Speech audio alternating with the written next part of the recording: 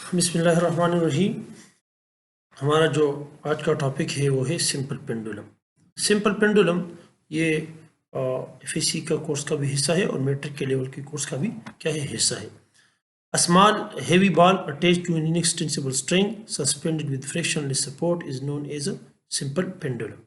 ठीक है, हमारे पास अगर एक बॉडी है, एक बॉल है जो हैवी भी है, स्मॉल बॉल है, और उसको हमने एक तार के साथ क्या कर दिया है, अटैच किया हुआ है, और उसको हमने एक फ्रिक्शनलेस सपोर्ट के साथ क्या कर दिया है, हमने सस्पेंड कर दिया है। और याद रखें कि ये तार जो है ये क्या होना चाहिए, ये क्या होना चाहिए, ये फ्रैक्शन क्या होना चाहिए, इनएक्सटेंसिबल होना चाहिए। ठीक है, इनएक्सटेंसिबल का मतलब ये है कि जो इस तार का जो लेंथ है वो कम या ज़्यादा नहीं हो सकता। ठीक है, एक्सटेंसिबल वो तार होता है जिसको अगर आप खींचते हैं तो उसका लेंथ क्या होता है, वो बढ़ता ही जाता है।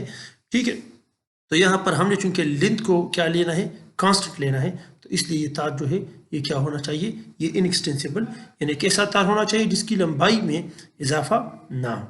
ठीक है, और ये क्या कर दिया है, तो और अगर आप इसको इस पोजीशन से आप लेकर आएंगे और आप इसको छोड़ देंगे तो ये क्या करता है, ये ऑसिलेट करेगा। ठीक है, तो ये हमारे पास एक सिंपल सेटअप है, स्मॉल बॉल और an extensible string, it is oscillating. ठीक है, अब हमने क्या करना है, to show that the oscillatory motion of simple pendulum is a simple harmonic motion. हमने ये शो करना है कि ये जो ऑसिलेशन हो रहा है, ये सिंपल पेंडुलम जो ऑसिलेट कर रहा है, इस ऑसिलेशन को हमने सिंपल हार्मोनिक मोशन को क्या करना है, ये हमने प्रूफ करना है।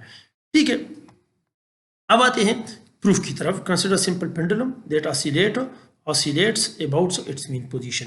हमारे पास एक सिंपल पेंडुलम है जो एक मीन पोजीशन के इर्द गिर्द क्या कर रहा है, ये ऑसिलेट कर रहा है। ठीक है, it oscillates between point 1 and point 2। ये पॉइंट 1 और पॉइंट 2 के दरमियान क्या कर रहा है, ये ऑसिलेट कर रहा है। ठीक है,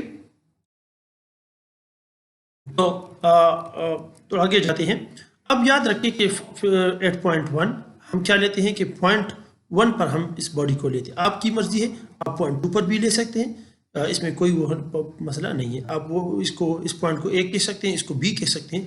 मैंने 1 और 2 का नाम दिया है। अब यहाँ पर जो वेट है वो हमेशा के लिए वर्टिकली डाउनवर्ड होता है। आप किसी भी बॉडी को छोड़ते हैं तो वर्टिकली नीचे आता है।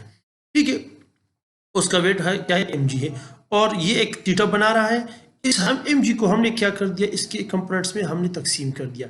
ये हमारे पास mg cos थीटा है ये कंपोनेंट, और ये जो कंपोनेंट है ये क्या है, ये mg sin थीटा है।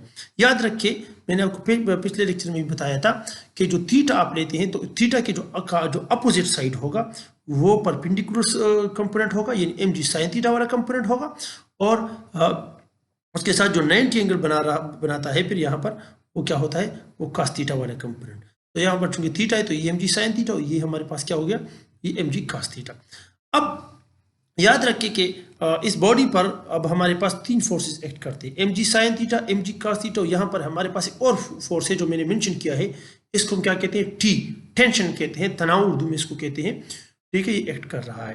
तो याद रखिए कि यहाँ पर अगर आप देख सकते हैं कि mg cos थीटा और जो t है, they are in the opposite direction, and they are equal in magnitude. चूंकि ये इस तरह हरकत नहीं कर सकता ना इस तरह, चूंकि इनएक्सटेंसिबल स्ट्रिंग है, मैंने आपको बताया कि ये ना इस तरह बढ़ सकता है ना इस तरह, मतलब ये कंट्रैक्ट हो सकता है। ठीक है, तो ये क्या है, ये दोनों एक दूसरे के क्या है, बराबर है, और एक दूसरे के क्या है, अपोजिट इन द डायरेक्शन है। याद रखें कि mg can be resolve into mg cos theta, mg sin theta component. Here t and mg cos theta are in opposite direction. mg cos theta और जो t है opposite in direction है, and have the same line of action. और इसका जो axis of application है इन दोनों forces का वो सेम है। दोनों फॉर एग्जांपल y एक्सिस पर x एक्सिस पर है, तो आप चूंकि देख सकते हैं कि दोनों एक ही एक्सिस के अलांग क्या कर रहे हैं, एक ही लाइन के अलांग अप्लाई हो रहे हैं, लेकिन मुख्तलिफ डायरेक्शन में, अपोजिट इन द डायरेक्शन में। एक इस तरफ है और दूसरा इस तरफ है। तो ये क्या करेंगे, जब फोर्स इक्वल हो, अपोजिट डायरेक्शन हो और सेम लाइन ऑफ एक्शन हो, तो फोर्सेस क्या करेंगे, एक दूसरे को कैंसिल करेंगे। ठीक है, here t and mg cos theta in opposite, so they cancel the effect of each other. So only mg sin theta is the force that acts. तो चूंकि ये फोर्स, ये दोनों, इन दोनों फोर्सेस ने एक दूसरे को क्या कर दिया है, कैंसिल कर दिया, इसने भी कैंसिल कर दिया है, तो हमारे पास जो कुव्वत रहती है, जो फोर्स लगता है अकेला, वो mg sin थीटा हमारे पास क्या है, इसको हम इफेक्टिव फोर्स भी कह सकते हैं। और इसी फोर्स की वजह से ये बॉडी क्या करती है, ऑसिलेट्स करती है। आप इसको इधर तरफ छोड़ेंगे तो ये नीचे की तरफ आए, किस कुव्वत की वजह से आता है, ये हमारे पास mg sin थीटा की फोर्स की वजह से आती है। तो याद रखिए कि इन तमाम सेटअप में 3 फोर्सेस थे, mg cos थीटा, t और mg sin थीटा। इन दोनों ने एक दूसरे को कैंसिल कर दिया, जो बाकी रह गया वो हमारे पास क्या आ गया, वो हमारे पास आ गया mg sin थीटा। ठीक है, so only mg sin theta is the force that acts. f is equal to minus mg sin theta, और इसको हमने क्या नाम दिया, इक्वेशन नंबर 1। यहाँ पर जो नेगेटिव साइन है ये इसलिए है कि हमने पिछले टॉपिक में भी पढ़ा था कि चूंकि टूवर्ड द डायरेक्शन है, toward the direction of mean position है, it is in the direction of mean position. हमेशा के लिए अगर आप इसको इस तरफ लेंगे तो फिर इस तरफ होगा, हमेशा के लिए ये इन द अपोजिट डायरेक्शन होगा। तो हमारे पास इसलिए ये क्या है, नेगेटिव साइन है। ठीक है, अब आगे बढ़ते हैं। According to Newton second law, हमारे पास जो न्यूटन सेकंड लॉ है वो है according to Newton second law F is equal to ma, और सो उधर हमने क्या कर दिया है, F की जगह हमने इसको पुट कर दिया है, तो हमारे पास आ गया ma is equal to minus mg sin theta. m के साथ क्या हुआ, कैंसिल हुआ, so this implies a is equal to minus g sin theta. Equation number क्या है हमारे पास, 2 है। अब हम इसको और सिंप्लीफाई करेंगे और हम अपने प्रूफ की तरफ आगे बढ़ते हैं। फॉर वेरी स्मॉल एंगल्स, याद रखें कि अगर ये एंगल जो है थीटा ये हमारे पास स्मॉल है, so sine theta is approximately equal to theta. ठीक है, अगर थीटा हमारे पास वेरी वेरी स्मॉल हो तो साइन थीटा की जो वैल्यू है वो थीटा की हमेशा क्या होगी, वो बराबर होगी। मिसाल के तौर पर अगर हमारे पास जीरो है एंगल, एक एंगल है जो जीरो है, थीटा जीरो है, तो आप अगर उसका साइन भी लेंगे तो वो भी जीरो आएगा। ठीक है, और अगर 0.001 है तो आप उसका साइन लेंगे तो उस तकरीबन उसकी जो वैल्यू है वो दोनों क्या होंगी, वो बराबर होंगी। So as we know that x is equal to r theta, ये हमारे पास फेमस इक्वेशन है, चैप्टर नंबर 5 ऑसिलेशन है। सो यहाँ पर हमने s को क्या लिया है, हमारे पास s यहाँ पर क्या है, ये हमारे पास क्या है, ये s है, हमारे पास x है। ठीक है, r हमारे पास क्या है, ये l है। ठीक है, और थीटा तो हमारे पास थीटा की क्या है, बराबर है। So s is equal to x, r is equal to l and theta is equal to theta. So s की जगह हमारे पास x आ गया, r की जगह हमारे पास l आ गया, थीटा की जगह हमारे पास थीटा आ गया। So this implies theta is equal to x divide by l। Since sine, so चूंकि थीटा और ये एक दूसरे के क्या है, बराबर है, so sine theta is approximately equal to x divide by l। आप यहाँ पर ये इसको उठाकर यहाँ पर क्या लेकर आए। ठीक है, तो इसको पुट कर दे इक्वेशन 2 में। So this implies a is equal to minus g into x divide by l। So this implies a is equal to minus g divide by l into x। ठीक है, इस l को हमने इस तरफ लेकर आए।